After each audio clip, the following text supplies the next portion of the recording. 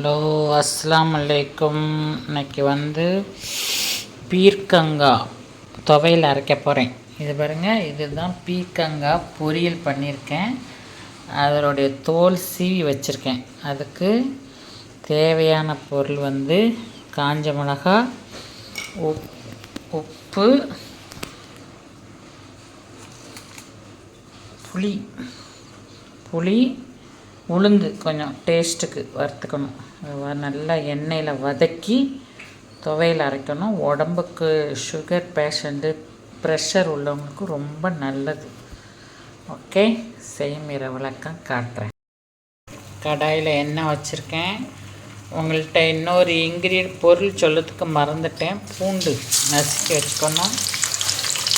அப்புறம் காஞ்ச மிளகாய் போடணும். இல்லை தேங்காய் போட்டு அரைக்கலாம். நான் தேங்காய்க்கு பதிலாக தான் உளுந்து வச்சுருக்கேன். சரியா?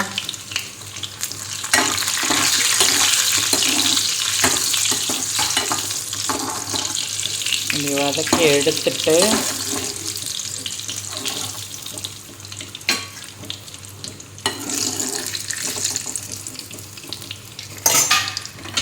உளுந்து போட்டு வறுக்கணும். உளுந்து போட்டு பொரிக்கிறோம். எண்ணெய் இல்லாமல் பண்ணால் தான் வறுக்கிறது. எண்ணெயை ஊற்றுறதுனால பொரிக்கிறது.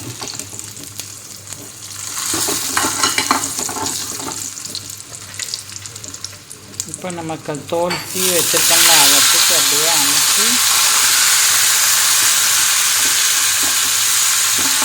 நல்லா இது சூடு ஆறினோடனே மிக்சியில் போட்டு நல்லா ஃபைன் பேஸ்ட்டாக அரைக்கணும். இந்த புளி, உப்பு, காரம் எல்லாம் டேஸ்ட்டாக இருக்கும். நீங்கள் ஒரு முறை சாப்பிடுங்க. நீங்கள் பீர்க்கங்காய் வாங்கி தோலை தூர போடவே மாட்டீங்க. சரியா?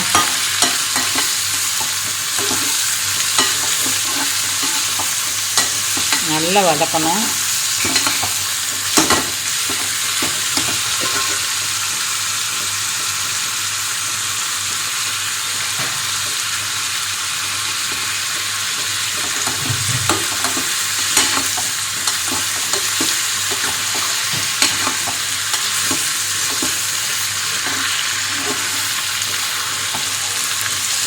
நம்ம நிறைய போட்டோம்ல, அந்த குவான்டிட்டி சுருங்கி வந்துட்டு பாருங்கள். இப்போது ஆற வச்சு மிக்ஸியில் அடித்து காட்டுறேன் துவையல் டேஸ்ட்டு எப்படி. உப்புலாம் போட்டாச்சு, உப்பு போட்டாச்சு, உளுந்து போட்டாச்சு, புளி போட்டாச்சு, பூண்டு போட்டாச்சு, காஞ்ச மிளகாய் போட்டாச்சு. ஹலோ, அஸ்ஸலாமு அலைக்கும். நான் இன்னைக்கு பீர்க்கங்காய் தோல் வதக்கி சட்னி பண்ணியிருக்கேன். டேஸ்ட்டு பார்க்கங்க, யாரும் இல்லை, நானே பண்ணுறேன்.